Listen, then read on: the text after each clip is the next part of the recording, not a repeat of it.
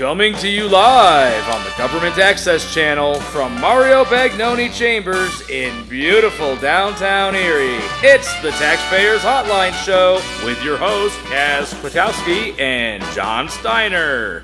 Good afternoon, everybody, and welcome to the Taxpayers Hotline. I'm joined today by our County Council cohort, Carl Anderson. Mr. Anderson, how are you today? Good afternoon, Mr. Steiner. How are you? Pretty good. Just a couple reminder of the rules. We're going to try to keep the calls limited to 5 minutes-ish. Just be positive and be productive, and don't take any shots at anybody. Just be positive. So, keep it unlimited to the citizens to be heard time. Is that what it is? Yeah, like the other night at the council meeting, which we both attended. If they don't call in or sign up before they call in, they only get 3 minutes. Is that what it is? Right. Well, we had somebody that called before the show even started, but they hung up. Somebody usually calls here every week, but I think either he hung up or I hung up on him. Maybe it was the wrong number. Might have been his bill collector. No, it's not a bill collector. They call the mayor's office. They don't call us. Oh, okay. So you and I both attended the city council meeting the other day, and it was a lively meeting. Yes, it was. Yes, it was. It was definitely interesting. Couple folks I think one person in the crowd got bounced. Hold on. They hung up. Playing tricks on you. They are. But then now school's out, so kids see this on the TV and start prank calling. But a lot of talk about the alert. I got a little heavy the other night. And well, it's good to see that people in the community have passion for democracy and passion for what's happening in our community. Let's use that energy in a positive way, channel it in a positive way, and it's just a shame when the energy turned negative in the room at the meeting. Yeah, it did. Go ahead, caller. You're on the air. Hey, this is Mr. Paul Mucci. How are you doing today? All right, I just wanted to ask you, how come Kwiatkowski ain't on? Kaz had a commitment. He wasn't sure if he was going to be here today. Oh. So we brought in a pinch hitter today from the county so he can fill us in on what's going on at the county these days. All right. Hey, I just wanted to ask you, they're going to build that car ramp at the bus company? Okay. I heard that they were going to build a grocery store there, and that was denied. Oh, really? Yeah, I know that they were trying to put something in there, but I wasn't sure what the outcome was with that. Did you hear anything about that, Councilman? But they said it was denied. Oh, really? That's interesting. And I was just wondering, on 11th and Holland, where they tore down that building next to that club, on 11th and Holland, it's a vacant field there. Right. But why don't they put a grocery store right there? Well, in order for a grocery store or any type of store other than a Family Dollar to actually locate a store in a certain area, the demographic study have to be positive for their investment. So that at this point in time, I don't know if that area or anywhere in the downtown area is investable for any really large grocery chain. Would you agree? All right. So, what are your thoughts? I was just wondering about that, but and I guess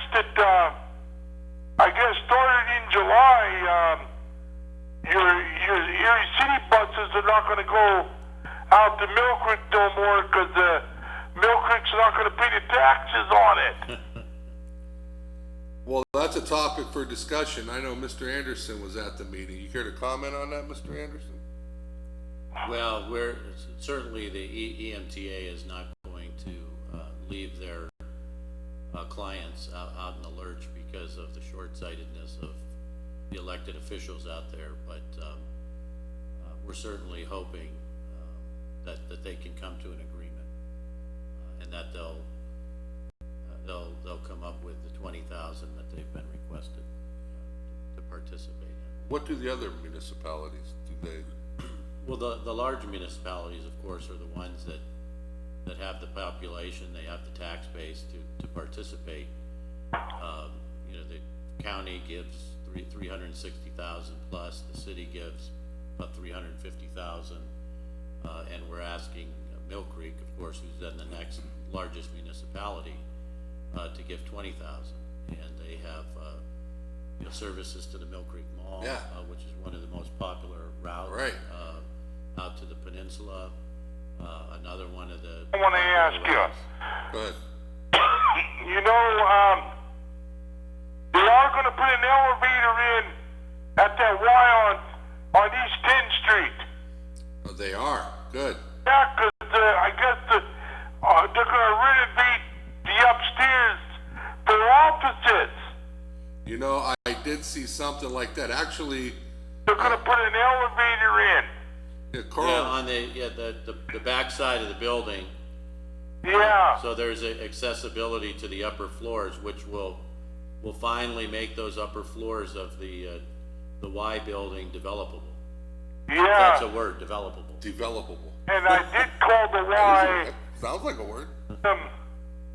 If the weightlifting thing is still going to be there, and they said, yeah, the equipment's going to stay right where they're at. Good. Because I said I was watching on the news that they're going to put an elevator in from the outside in. Right. Correct, yes. In from the outside in. But that's okay with me.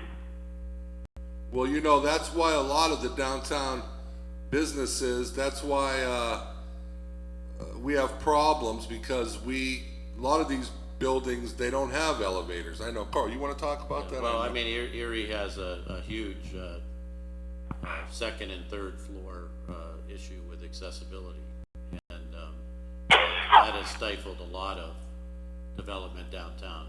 We were dealing with that issue way back when I was one of the founders of the Downtown Improvement District. Right.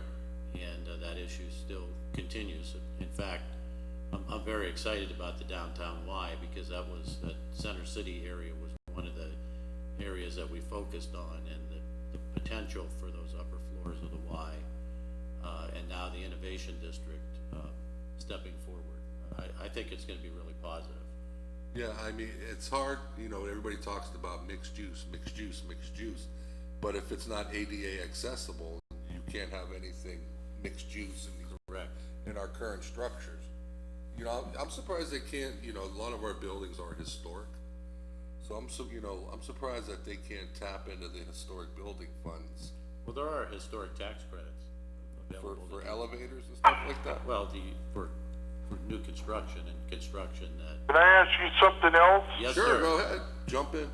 You know, I noticed, you know, as I ride the 22 out to Walmart East, Okay. All right. and we go down near 19th East Avenue, and I noticed the firehouse on 19th East Avenue, that big fire truck could barely fit in that garage, Okay. barely fit in there. Yeah. And I was wondering, why didn't they put that engine 8 at the engine 10 fire station at engine 10 and tear that firehouse down on 19th East Avenue and build them a new one so they have a wider area to put the fire truck in. You know what I mean? I mean, for temporarily put engine 8 where the old engine 10 used to be. Is the old engine, is that out there by Edison School? Is that the one you're talking about? Yeah, I think it's on 6th and Marne, ain't it? Sixth and Marne, yeah. Yeah, East Lake Road, yeah. Yeah, if you were to put that out, the engine 8 out there for temporarily, and then tear the old firehouse down and build a new one right in the same place where they those guys over at Engine Company 8. It just fits.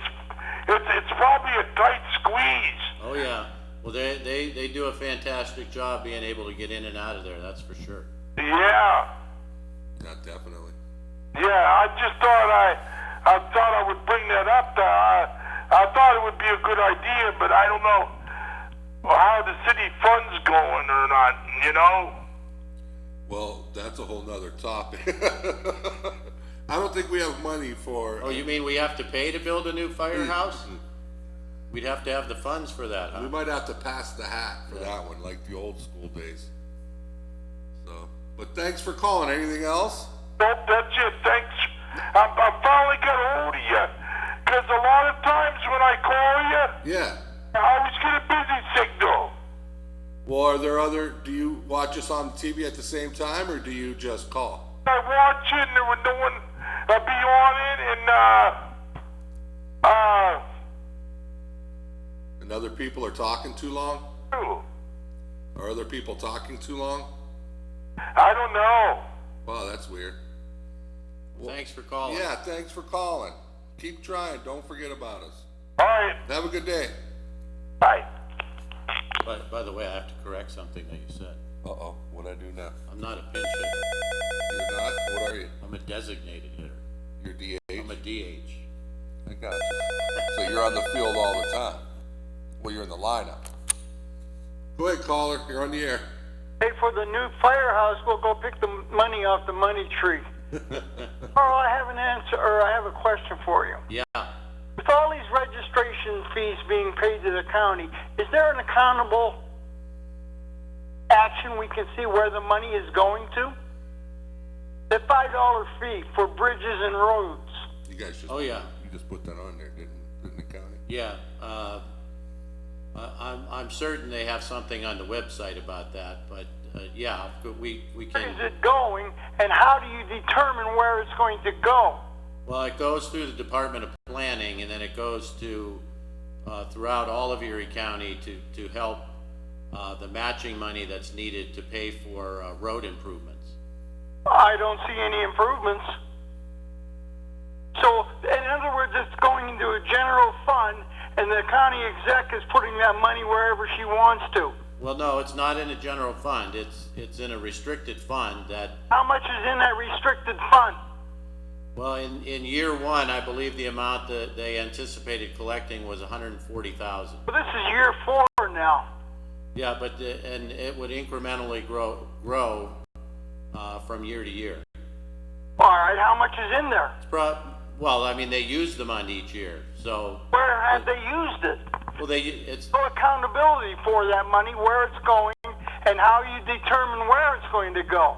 well, they do that with working through the, Where'd it go? the transit department and through the Department of Planning, and they use it in roads all throughout Erie County, so different townships apply for the money, and then they use that for matching money with the state. But there's still no accountability. Is it on the web where we can check it out and where it's going and why and how they get it? I have to say to you that I would have to double check for you that it's on the web exactly where it's at. I'll get that answer for you, but my answer is that I'm sure that it's on the web because we post all of that, transparency, all of that is posted to the web. Well, who's on the planning committee that decides where to go? Does it come before council before the money is distributed? No, those are funds that go through the Department of Planning. All right, then how do they get to spend that money without council's approval? Well, they already have council's approval through the budget. The laws.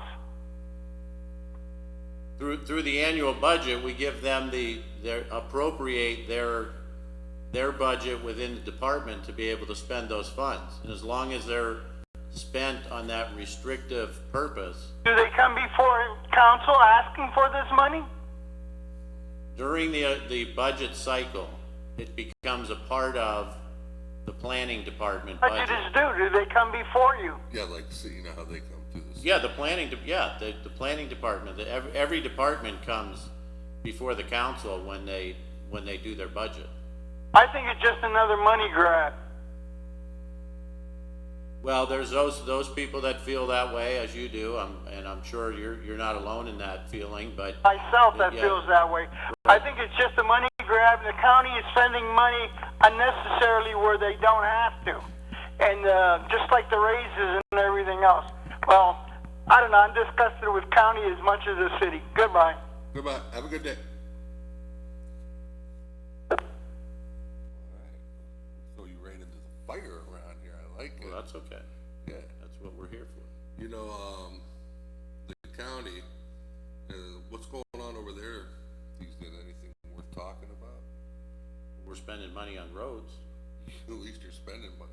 I wish you guys would spend some more in the city. That's up to the city. The city has their budget. Can you guys match that by any chance? You gotta stick up for the city. You got nervous. Go ahead, caller. I had a question for you two big minds there. Yeah. I was traveling into Ohio yesterday on a tour. The gas, the lowest I seen was 233, the highest 255. In Pennsylvania here, it's 297. Okay, we had three crises. We had the flood in Warren, which could affect us a little bit. The refinery in Philadelphia and Iran. Now, if Iran is affecting the oil, why doesn't it affect in Ohio? There's 64 cents a gallon difference in Ohio. Can you tell me that? I don't understand that. Well, it all comes down to taxes. Yeah. And state taxes. How much difference in the tax between Ohio and Pennsylvania? There's a big difference. Ours is one of the highest in the country.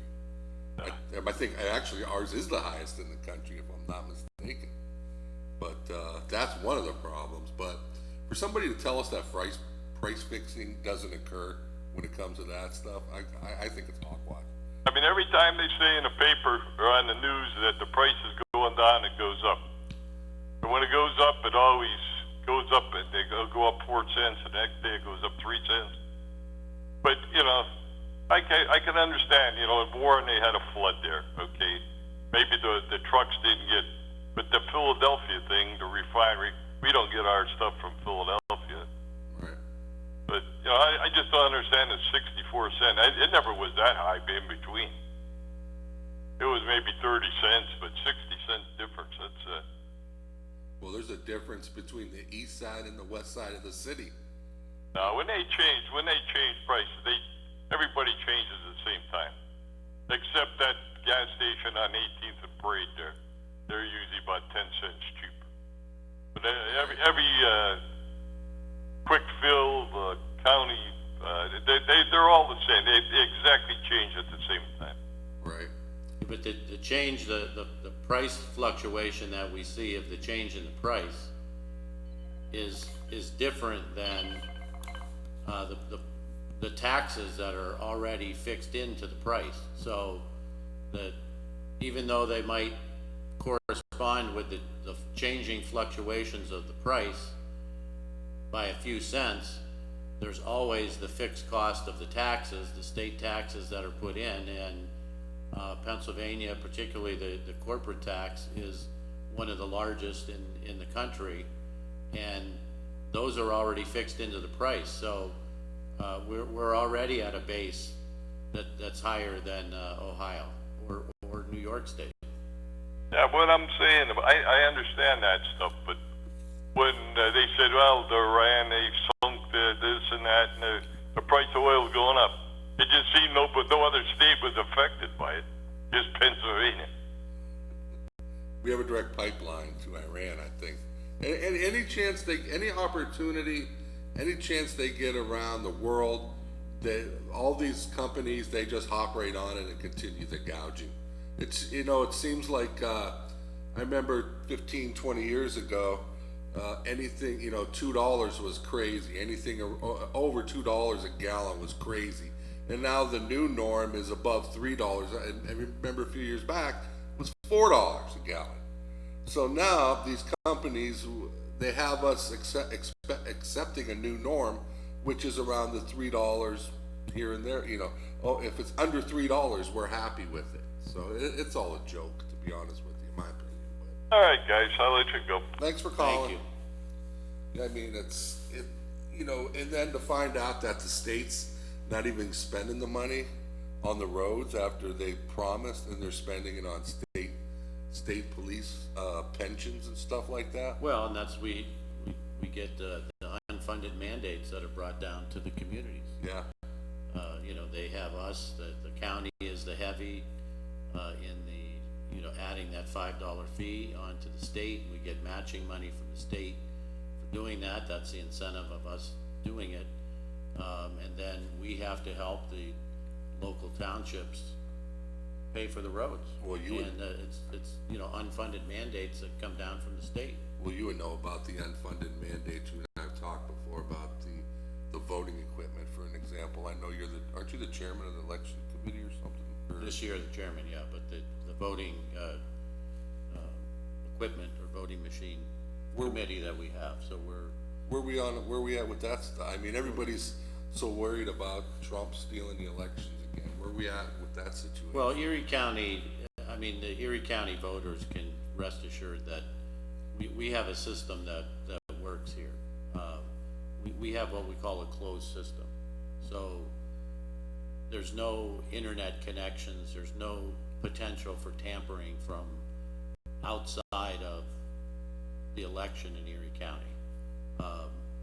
And we've never had, in Erie County, we've never had any of those accusations. However, we do have to follow the state and federal election commission regulations, and whether or not they certify or decertify certain types of election equipment or vendors. And so we're in that process now, to ensure that we keep elections in the 21st century in Pennsylvania, particularly for those that want to have paper ballot. Some people want strict, just paper ballot voting, but at least in Pennsylvania now, we have paper ballot backup voting, and we have to have the equipment that's going to provide that. So we're going through that process. Actually, we've talked about this before on the show, and from last year to now, the prices have substantially come down because of the competition and the new technologies bringing the prices down. However, it's going to cost the taxpayers of Erie County a couple $1 million to fund this. Wasn't it like 14 million? Well, it started about, we thought, based on the prices of the old equipment, it was estimated to be between 8 and 12 million. But now that old equipment obviously is obsolete, and it's more of, we're buying more intellectual, buying the software, you know, the design stuff within the hardware rather than the hardware itself. So it's brought the prices down substantially because we're buying the intellectual property, as I said. But nonetheless, it's still, it's a huge investment for Erie County taxpayers.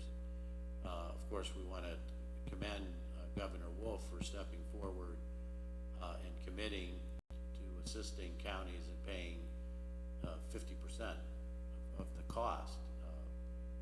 But the legislature now needs to step up and reaffirm the funding, which right now, whatever the disagreement is on the budget, they're now saying that they're not going to step up and do that. So They're not gonna pay 50%? yeah, that means the taxpayers of Erie County could get caught with the whole bill, and that's what we're talking about with these unfunded mandates. So you know, we're expected to provide the services. Erie County residents, Erie County taxpayers deserve to have those services.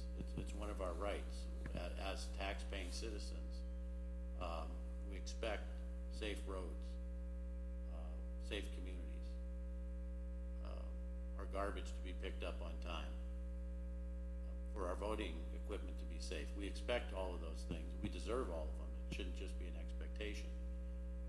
But somebody has to pay for that, and the state is less and less sending money back to the local communities, or I shouldn't say they're sending less money back, but it's going in other directions. So there's more money being spent on prisons. There's more money spent on, to deal with the opioid crisis, to deal with mental health issues, child abuse, all of those things. So it's a shift in money that's being spent. And, but we still have to provide those services, and so it falls back on the taxpayer, it falls back on Erie County, because, we wrote a letter, to our, state legislative delegation, and we said, Erie County, can't walk away from the responsibility. Yeah, right. The buck stops somewhere, and the buck has to stop with us. We have to make a decision how it's gonna be paid for, so, we challenged the state legislature that you need to step up to the plate as well, and participate. But whether they do or they don't, that's up to the legislature, but the buck stops at Erie County. Where is, well, Kurt Sonny, I think he's the only Republican state legislator in Erie County, isn't he? Well, we have, the senator. Oh, that's right, Republican. Laughlin, yeah. Where are they at on the whole? And then there's other legislatures that come into small portions of Erie County, that are also Republican. Okay. But the largest population of Erie County is represented by, Democratic leaders. It's just rare that we hear from them, about certain things in the community. I mean, Actually, we always want to hear from them more, right? We always want to, Yeah. we always want to put the blame on somebody. But I do have to tell you, I actually got some good news today, for myself personally, I have to admit, but for all of this community, and we have to thank our state delegation for this. UPMC and Hammett have reached an agreement to expand for another 10 years, allowing UPMC providers to receive high mark High mark. insurance. I don't know how they could let that go on for so long. I mean, they've been fighting for a long time. Yeah. The problem is, in the last 6 months, what has happened, because June 30th was supposed to be the deadline, that agreement ended, and they weren't going to even take up the issue. But for these last 6 months, from the beginning of the year until now, think of what people have had to go through, the struggles that they've had to go through. And as I said, it's personally for me, with family members that have had medications rejected. They want them to go on different scripts and different types of treatment options, and things of that nature, which is really unfair to the person receiving those medications or those services, and they expect that they've worked all their lives to earn insurance, and they should be expected to get the best care possible. In this last 6 months, it's really been in flux, and it's caused a lot of issues with a number of people, and that's very unfortunate. Yeah, well, I know you personally have issues with that. So you're very happy today, aren't you? Yeah, I mean, it's, when you're an advocate for somebody, especially a family member, Yeah. trying to help them get the services that they need, I mean, I feel for the people out there who don't have advocates. Right. That can do that. The whole, I have the state insurance, and the whole health insurance idea, the whole health insurance community, they're out of control. You can't. It just seems like all it is about saving money. It's not about wellness. You know what I mean? It's not about getting people well, making sure that our seniors are being taken care of. Or it seems like if you're on the state-sponsored insurance, you get better benefits than those that are actually working. And I have a copay or a monthly pay that I have to pay too, and it seems like those are a little those benefits aren't as good as the state-sponsored benefits. But it seems like the whole healthcare industry this day and age it's just totally out of control. Something needs to be done. Now, I don't know if Universal, or you're gonna hear a lot about that with the Democratic, Presidential candidates. Yeah. I mean, they have to have 2 different shows on 2 different nights. I think there's over 20 of them. That should be entertaining, so what are your thoughts on that? What did they say, an ounce of prevention? Certainly preventative medicine.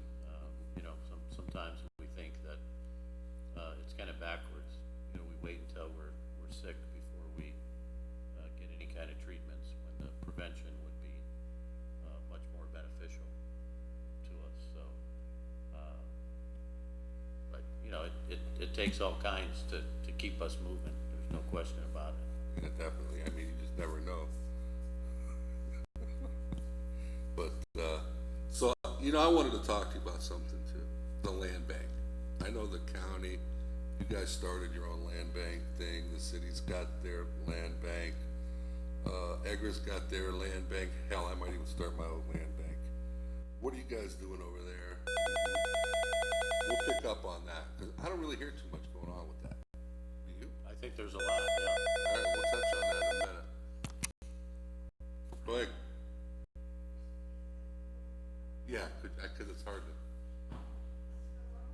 Talk to you about the community reinvestment fund. This is a concern I have about it. When the mayor sold to the council the idea of let's take let's charge an application fee and use that application fee to help support a community reinvestment fund.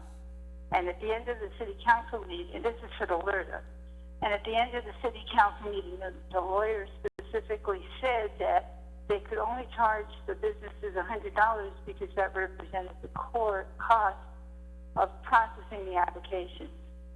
So to my mind, what we're doing is we are taking money that should be used to help defray the cost of a new city program or a city program which is processing the application fees in a time when we're in debt anyway, and using that money to fund this community reinvestment fund, which is a nice idea, but it's basically burdening the taxpayer with either the work of the people processing the applications or asking us to subsidize the reinvestment fund.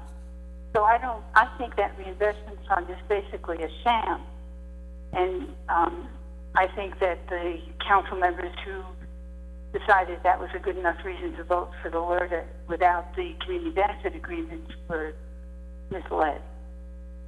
Well, who was the lawyer? That's the city's contract attorney. So the solicitor, he's the city's solicitor. He's the contract solicitor, yes. Yeah, I mean, he's an attorney, obviously, but he's the city solicitor.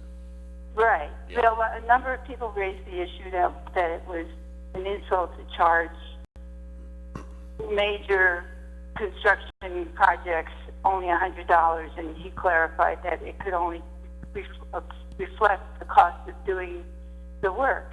But yet we're charging that fee, and we're not using those monies to defray the employee time to do the work. We're using it to put into this fund, which at a time when we have a deficit, we should be recouping fees to do the work that the city employees are doing.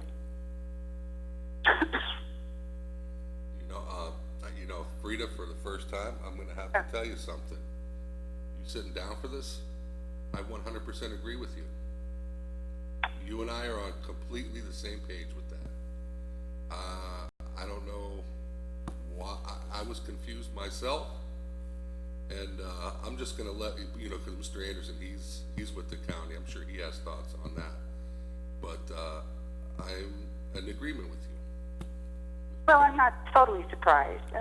I'm always delighted when we agree, John. Yeah, it's a rarity. So you know, we got to point out the good things. That's what's important about democracy and coming to common ground. Yeah. Carl, what do you think about that? Well, I think that what council was trying to do was to do the right thing for the community to take a step in the right direction. We could argue whether they jumped in, stuck their foot in, or stuck their toe in, I guess. And I would also have to say that I would have hoped that they would have been a little more aggressive with what they were doing, and that they you know, there was an opportunity to really make an impact. The hope is that, you know, it was a multi-faceted ordinance that they put forward, not only with application fees, but with there was money from economic development, return of interest money, I think, was put in, and other ways to entice people to participate. In fact, I think the mayor and his wife had even made a commitment to the fund. But they didn't necessarily just have to call it an application fee. If there was a limitation for this corresponding service and the fee that was being charged, and I think this idea got kicked around as well, it could have been called something else. It could have been called an impact fee, or Absolutely. you know, something of that nature. A community impact fee or Yeah. something. Because she's right, we do provide roads, we provide a lot of things for a lot of, you know, for a lot of these developments. And I was a little taken back when I saw the fee prices. And I don't think you would have gotten an argument from the business community about that, even at a higher amount. I don't think you would have gotten you know, an argument back from them. What happened was, I think that, and again, I'm not speaking for council, because I do have to say, ultimately, in the end, I applaud council for the vote that they took, because I think most people know, and I've stated it before, that I'm supportive of LRTA, and county council still has to vote on it. I will state my reasons when I vote, what research I've done, why I've come up with the conclusions that I will come up with. But, so I don't want to speak for council. I do applaud them for the final vote that they took, but I think that what council was trying to do was take a step in the right direction and get on the public record that there is a need out there, and that we have to recognize the need and recognize working towards solving the need. It just seems like somebody that's gonna invest millions and millions and millions of dollars in an investment isn't willing to pay more than that. And I think that in this day and age, I think that those with the finances and the money, I think they realize that this community is hurting, and they do realize that we all rise or sink together, and they do want to help. I just felt that we might have, you know, dropped the ball on that a little bit. Well, the other thing is, again, with council, I don't want to speak for them, but the original intent, I think, was that there was going to be one fee set for residential owner-occupied properties, one fee set for residential, Correct. commercial, Right. ownership, but not owning Right. it, but not residing there. Right. So people that are buying A commercial residential fee. properties Correct. for investment, and then Yeah. strictly commercial Right. building. Was that part of the Which proposal? I think that's what That's what got convoluted how does that in get there somewhere. convoluted? Well, I mean, That's I'm- pretty plain and simple, isn't it? I mean, I don't know. I wasn't in there you were in the caucus, weren't you, Rita? Freda, yes, Freda, I you were was, there, yeah. but I'd like to get a word in. Yeah, go ahead. We keep talking about how the city is in financial crisis, and we keep talking about the salaries and the pensions, but yet, you know, Curtis keeps bringing up, why aren't we charging a fee for our outdoor dining. Why aren't we charging a fee for LERTA application? Well, now we're charging the fee, but we're going to funnel it into this other fund. We should be charging fees for things that it's reasonable to charge a fee for and recoup the cost of doing business in this town. That's part of also how you become financially solvent. And I think when we charge a fee and then we turn around and say, oh, but we're going to put it in this other pot. And I'm concerned, what was the interest on that revolving loan fund actually supposed to have been used for? Because I know in some communities, the revolving loan funds and their interest go back into helping people restore their properties or whatever. So I still think we're robbing Peter to pay Paul, and we're not really doing anything. I think they announced that they were going to use the revolving door fund for families to Revolving take door or grants. revolving loan? Revolving both. The revolving loan fund for just regular citizens to come and take home improvement grants and apply for that. Does that sound right? But originally that money was supposed to have been used for something else. That's what I'm wondering about. But the other comment I want to make is I've heard the mayor talk about this fund 3 different times. Once at the meeting on Wednesday, once at his news conference, which I listened to online, and once at the Disability Roundtable. And he said different things each time. He talked about that the fund would be used for people to fix up their residential properties, low-income people. And then I heard him say something about, well, Kathy's going to be in charge of this fund, and there might be a block of whole block of blighted houses, and we might tear all the houses down and build a park there. So it's, what is it really? And I just think that this was not what people were asking for. This is not what people were asking for at the hearing. This is just something that he invented. And, well, as I said, I think it's a misdirection of money that ought to go to paying cities for the time that's being expended. And if we need a community reinvestment fund, we should find another way to fund it. All right. Well, thanks for calling. Bye-bye. Have a good day. I mean, she brings up some good points. What do you think? Well, there's definitely good points on all sides, and you know, the one thing I would ask is, and I believe that the community deserves community benefits. The question is, what is a community benefit? How do we define a community benefit? As a community, what do we want our community benefits to be? Who's going to monitor it? Who's going to decide whether we're receiving those benefits or not? You know, these are larger And do we issues. have the capability and the able bodies to do it? Right. So, for example, is a community college a community benefit? Would that be acceptable? I mean, we need to train and educate the people, especially the people in a financial position that are not able to attend the exorbitantly rising cost It costs to get a 4-year. $40,000 to go to Mercyhurst a year. Yeah. I know, I was just there. $40K to go to Mercyhurst. And that's out of reach for a lot of people, but That's astronomical. we know that one way out of poverty is through education. Correct.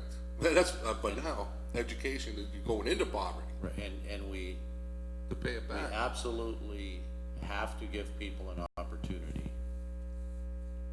They have to be educated, particularly in today's market of the fast-paced technology that people are being exposed to, and that companies are being exposed to and have a need for a trained workforce. Well, you and I both have personal friends that have told us we don't have the people to do the jobs.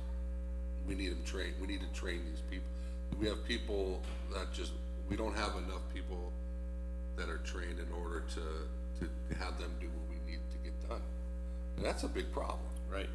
I think that, like I said, I'm big about demographic studies and people, companies coming in here. And the fact that we don't have a community college. I mean, when I'm $40,000, you know, you talk about making your way out of poverty. When you get your loan, when you have to pay your loans back, that's a good way to be in poverty. So there has to be some type of a happy medium to where a community college not only acts as the feeder system, because that's where I started. I mean, I was a community college guy. Right. Then I ended up at Gannon, and I got a taste, and ended up at Gannon and got my bachelor. A lot of people, they need that little jump start in order to do that. And now, you know, you and I talk about it all the time. We hear it all the time. You know the saying, the world needs more ditch diggers. Well, we do. We need carpenters. We need plumbers. We need the tradesmen. And they make a lot of money. Those guys make bank. I saw H. Jack Langer out of Perkins the other day. He's got a nice ride. Well, I'll give a secret to the young workforce today. If you're willing to work, you're willing to work hard and have some education and use your hands Yeah. and your mind, Yeah. you can make a really good living. Well, you know, Being you're a right. tradesman, You know, there's no question about it. Everybody says there's no jobs here in Erie. Well, guess what? There are jobs here in Erie, but just nobody wants to get their hands dirty. And then we have the problem is nobody can stop smoking the weed. Everybody's failing drug tests. Just lay off the weed for a minute, okay? And, well, pretty soon it's going to be legal, but you can't go to work. You can't expect somebody. We were talking about it the other day. You're working on a scaffold somewhere. Or you're doing something along that line. You don't want to be working with somebody that's on the weed. Well, so there's safety issues involved in that. So, Yeah. I mean, it just baffles my mind that some of the complaints about Erie this, Erie that, there's no jobs here. There are jobs here, but it's just people don't want to work them. Nobody wants to work hard anymore. They want, you know, it's the age of the internet. Everybody wants to develop Google and be a millionaire, but nobody wants to put the electrical lines through somebody's house, or nobody wants to do plumbing. Well, that's where the jobs are nowadays, and you don't even have to go to $40,000 a year school to make how much do they make? Like $30 an hour? many of the trades will put you through their own training program. They have that program up at Tech. What is it? Tech After Hours or something like that, where you can go there for free, and then they have a feeder system in with Jack and those guys from the unions. You can go from high school training into the building trades and make a really good living, but they can't get anybody to do that for two reasons. They don't want to work, and they're smoking weed. I mean, that's where we're at right now. I mean, people complain there's no jobs, but there are jobs. Well, and that's why we need a community college.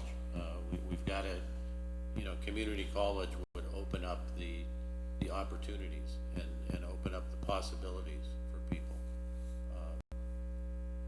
Not only and Erie County deserves it. Not only do we need it to develop the workforce, but we use it as I mean, Gannon and Mercyhurst. What are their thoughts on it? Let's start. Are they for it, or what are their thoughts on it? Well, just in this most recent effort, the colleges have gotten on board. Okay. Colleges and universities. Well, they should. They understand that the benefit is that it's a feeder system to them. Yeah. Conventional wisdom in the past was that we were taking away from the local colleges and universities by creating a community college. I mean, that's just not true. And the facts, the data bears that out, that it's a feeder system to these institutions, which actually is a greater benefit to them. Yeah. It's a benefit to the community. It's a benefit to the local universities. Now, It's a benefit to the person, the university, the tax-paying citizen. You know, because that means everybody's got more money and everything goes up. now Gannon has stepped forward and teamed up with the NPRC, so they are participating with them. Really? Yeah, we need a physical presence in Erie County, because every school that gets started has to you have to get your first graduating class through before you can get your middle states accreditation. So you have to team up or borrow somebody's accreditation to begin until you get your first graduating class through. Then you begin the process of applying for your own middle states accreditation. Never heard of it. And they're involved in the process of that. And I mean, the middle states accreditation is that's saying that these credits that you're receiving from this institution are legitimate Oh, no, classes. I So get you that, can, yeah, but so I you didn't know can use that to, Oh, I get all that, yeah. But I mean, that's the middle states that, but you don't get makes that you're not an accreditation. accredited school right off the get-go? no, Really? no. Is that through the NPRC or is that all community colleges? All colleges and universities. I mean, Why is that? anybody that tried makes to sense. start, they have to show, participation, that they have the plan, that they have the staff and administration and the student and community support, and get their first graduating class through, and then they get their middle states accreditation. So that accreditation, that would come through the State Department of Education? Yeah, through middle states, which is I mean, it's kind of complicated. for all of I'm us, yeah, confused, because- what's the middles? That's what I'm Yeah, saying. well, middle states is, I mean, Pennsylvania is one of several states that are involved in the middle states accreditation. So if we're in the mid-Atlantic region, I can't, I mean, I'd be dangerous if I start trying to say that I know everything that I'm talking about here, but, New York State, Pennsylvania, New Jersey, Maryland, Delaware, we're all part of the middle states. Yeah. And so the association is the Middle States Association. Oh, which okay. accreditates Okay, colleges and universities. okay. And so Pennsylvania is a part of that. So yes, Pennsylvania Department of Education or the Board of Education is a part of that, but they're not necessarily middle states. I see what you mean. Because they're Wasn't that a problem? The major problem with, whatchamacallit that was out there? They weren't an accredited. What's the name of that place? well, you're talking about Fortis, yeah. for-profit schools are different. They don't have to have an accreditation, and Yeah. most of them don't have accreditation Right. because they're for-profit. How would the cost of a community college compare to that of like a Fortis? You can't even put them in the same category, in my opinion. I mean, it's 10% of the community college would be 10% of A Fortis? the Fortis. Wow. Maybe even 5%. And yeah, I remember, just like I said earlier, I left Mercier's a couple weeks ago and was in shock. Sticker shock. Yeah, but hopefully that'll work out on the private note. But we were talking about the land bank. We started talking about what's going on with Wasn't that. that a long time ago? I know. Oh, that was 20 minutes ago. Yeah, right.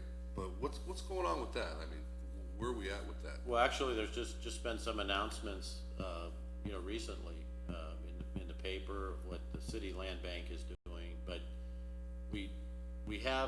technically we have two land banks. We have the city land bank and then we have the county-wide land bank, but the city land bank doesn't have a funding source. So their funding source is the county land bank. So we have the two separate land banks, but the county land bank gives the money to the city land bank. And, there's no really set formula, but I think by project and design, at least I made this statement, and, our state representative Mirsky now, when he was on city council, supported this as well, that the city should receive about 40 or 50% of the money from the land bank, because Yeah, right. more than 50% of the population of all of Erie County is in the city. But they shouldn't get all of the money, because there's other parts of the county. Like Union City Yeah, and those areas, so- they need help too. Right, so the county land bank has really, done, I think, a good job in in providing funding for the city land bank while not overburdening, the county-wide, residents, so they don't have an opportunity. And, they've been, the county land bank has been diligently working in areas like Union City, and Corey. Yeah, those areas To are, put plans together, so. I mean, people think the city's bad, you should roll around those areas once in a while. They're bad. It's unfortunate Yeah, what they got. there's areas of difficulty throughout Erie County, and again, we have to step up and make decisions to help them, and we have to be good community stewards of the money. You know, I don't have to, you know, if they've started, I don't know, if they've started purchasing home, you know, part of the land bank is where you purchase homes and fix them up. And then in the middle, I don't wanna say middle class areas, but in the mid areas. And then, you know, you get people to purchase them, get them back on the tax rolls. And the reason I bring this up is that I saw that Penn State Barons they got a grant for a program where they have teachers, math. We're seriously low on math teachers. In the distraught areas, financially distraught areas, they're putting math teachers, they get part of the grant to come to Barron, and then they owe 4 years, I think it is. You get 2 years as a teaching certificate in math, then you owe 2 years for every 1 year that you get the funding for. Now, you know, like we're big into incentives. We're not big into handouts. I know you guys on county council aren't, but an incentive program to where these teachers, they get tax breaks and they get these refurbished homes to get them living into the city. Right, well, that's one of the programs. To do that. One of the programs that I've been talking about, and want to, begin to work with the city and the county, working together to do just that. And it's,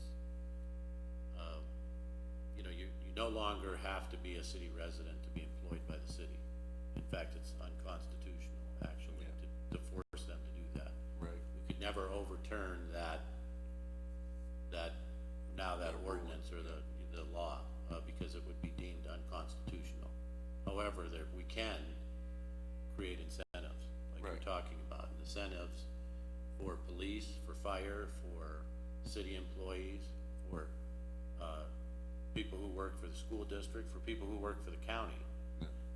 So, you know, I've been talking to the district attorney, to the sheriff, to the chief of police, and talking about when we have new hires, to get the presence of those people back into neighborhoods, to offer them land bank homes, Yeah. redevelopment authority homes, to offer them tax incentives, similar to the LRTA, that we're deferring the taxes to give people incentives to build.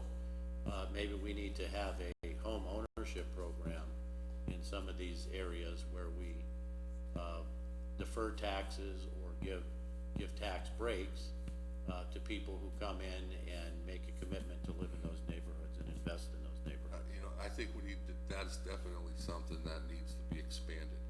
I think you gotta expand our tax base in the city. Yeah. I mean, we have so many nonprofits, and Erie does have nice neighborhoods. You know, I think if we spent the money, you know, the Buki plan, it says spend the money in, you know, not the low income areas, not the higher income areas, but like in the middle income areas. Right. And we all know where those pockets are. Spend that kind of money there, get people, these young teachers, young professionals, some of those guys, the firemen, the police and county workers, they're not coming back to the city. They're established, they're already established somewhere else. But these new young professionals to go alongside with, I mean, all the EDC housing down Right. here, the innovation district, all the other things that are going on. And I think that you guys have really, I've noticed it as just a taxpayer, I'm not an elected official, but it seems like there is more cooperation and teamwork between city council, county council. I mean, you were in the meetings the other day. Were you the only council person there from the county? On that particular night. Yeah, I mean, I think there's more teamwork going on than I've seen before. I think the land bank is a really good thing. And it's just if everybody worked together to get these people, these new professionals, to move into the city limits, nobody wants to move into some neighborhoods. I mean, let's be realistic.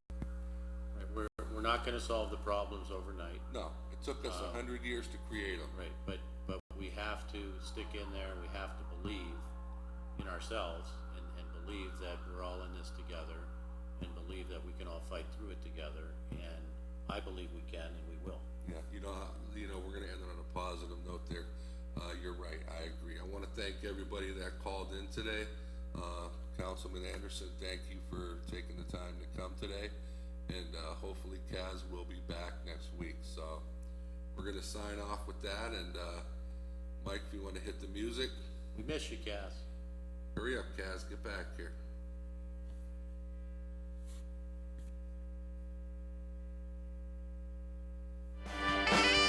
You have been watching Taxpayers Hotline, recorded live from the fabulous city of Erie, Pennsylvania.